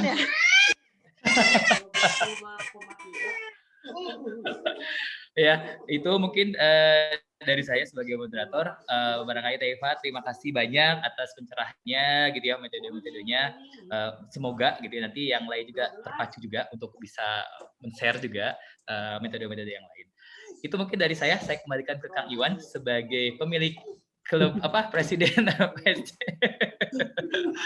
Bangga Kang Iwan, Terima kasih Kang Sandi atas sebagai moderator, saya Ipa juga sebagai narasumber. Saya sebagai host, terima kasih. Namun sebelum kita tutup, kita foto bareng dulu ya. Sebagai kenang-kenangan, Bapak Ibu, tolong dihidupkan kameranya. Saya izin off kameranya ya Pak ya? Oh boleh, saya boleh. Punten pisan, sadayana punten. Nuhun. Mangga siap, Ibu, kita foto bareng ya. Ada 2 layer, kebetulan Taipa ada 28 terakhir yang mengikuti. Tadi sempat 37, mau 40.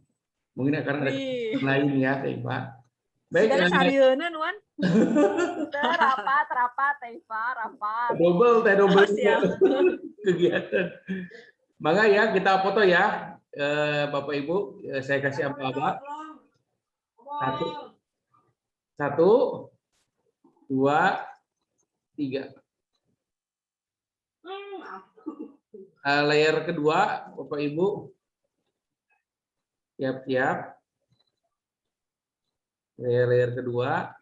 Satu, dua, tiga.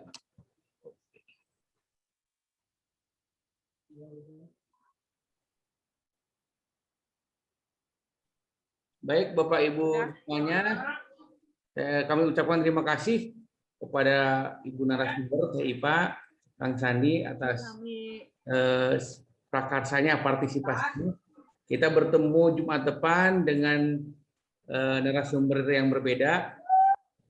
Barusan dapat kabar dari Teh Titi, kali ini ada trouble lagi diskusi untuk switch dengan Bu EN seperti itu. Tapi Teh Ipa siap minggu depan jadi ini ya, jadi moderator ya. Insya Allah. Sebagaimana budaya PSC. Baik itu Bapak Ibu semuanya, terima kasih. Hatur nuhun sadayana. Wilujeng sonten. Wabillahi taufiq. Wassalamualaikum warahmatullahi wabarakatuh. Mangga sadayana. Waalaikumsalam warahmatullahi wabarakatuh. Punten ya, sadayana Dadah. kakirangan, hapunten. Sampai-sampai Taifa. Assalamualaikum. Waalaikumsalam warahmatullahi wabarakatuh.